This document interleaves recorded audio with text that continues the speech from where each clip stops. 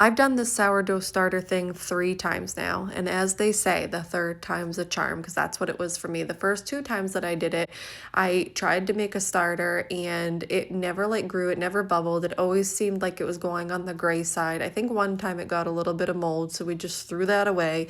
Always had liquid on the top, which I have learned now that I've joined some groups and gotten some info and talked to some like local people that the liquid's okay, but it's still, mine never produced into anything, and I just felt like I was wasting water and flour the first 2 times. But this time, last night when I came home, we had a long day. Before I went to bed, I looked at my starter and it had grew over double in size, and it was very airy and bubbly, and I said, thank you, Lord, because I've done it this time and I'm very excited. So this morning when I woke up, so last night when I had seen that, I said, well, I know when it's like grown, it's been doubled. They say to like try to make a loaf of bread. So that's what I did.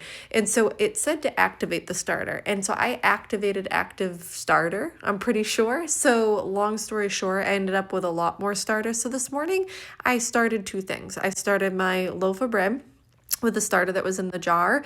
And then the starter that I had in the bowl that I thought I was going to use for the bread, I made chocolate chip muffins because Ricky's been asking for chocolate chip muffins for quite a few mornings now.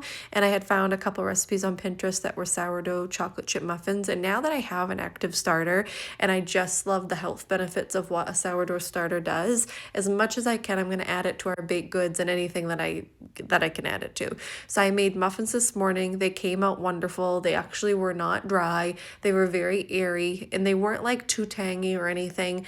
I think that's okay, but like if you don't like that taste, this recipe was really good. More than happy to share it. And then the bread process was quite a long process. This is not an easy one. It's not hard as in the skills of it, but it takes a long time. There's like 3 different rises.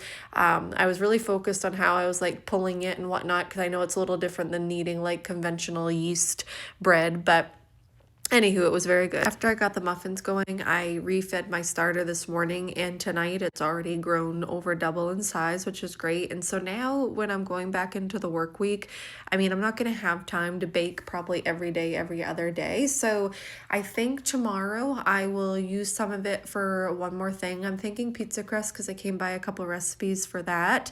And then I'm going to put it in the fridge and hope for the best that when I take it out and feed it, it'll come back to life and I can use it whenever I want and please. But I'm just so excited. I've been wanting to do this for so long and it's finally came out. Look at those muffins. I was just so happy that those came out. And so when I was in the midst of doing the dough for the bread, it was like it was growing, but it was going flat and kind of it was